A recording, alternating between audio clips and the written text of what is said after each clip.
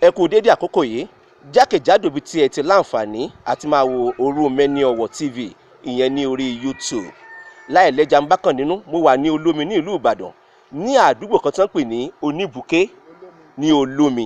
Ibẹ̀ ni mo wà. Wọ́n pe ikọ̀ Òru Meni ní nǹkan bí ìdájí èní.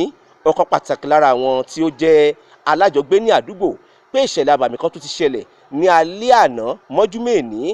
Alẹ́ àná ti ṣe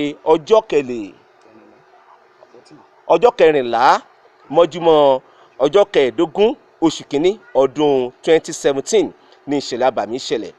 Sàárè tẹ̀ ń wò yìí alàgbà náà wọ́n ń pè ní Tájù. Ó ti lé ní ọmọ 60 ọdún. Wọ́n ń gun ọ̀kadà ní Olómi, kò sẹ́ni tí ò mọ̀ wọ́n. Ilé tí wọ́n ń gbé náà lẹ́ ń wò ní ojú ìwòran yín yìí. Bẹ́ẹ̀ ni ibi tí a ti fọ̀rọ̀ jomitoro ọ̀rọ̀ pẹ̀lú ẹni tó jẹ́ ọ̀kan lára àwọn àbúrò wọn tí wọ́n ti sọ pé àwọn tún jẹ́ ọ̀kan lára àwọn ọmọ wọn gan pẹ̀lú pé bàbá ni wọ́n jẹ́ sí àwọn. Oṣù kọkànlá iná kú o. Mọ́júmọ́ ni arákùnrin kan wá síbí. Sàárè wọn lẹ́ ń wò yìí. Ó sì wo orí wọn, ó wo orí alàgbà yìí, ó wú lọ. Ẹ̀yẹn wo ọwọ́ lẹ́ ń wò ní ojú ìwòran yín yìí. Bẹ́ẹ̀ ni ilẹ̀ ń wò yẹn ọ̀kan lára ọwọ́ wọn tí wọ́n jẹ́ kí arákùnrin yìí kó mú lọ kí ọwọ́ tó tẹ̀ ẹ́.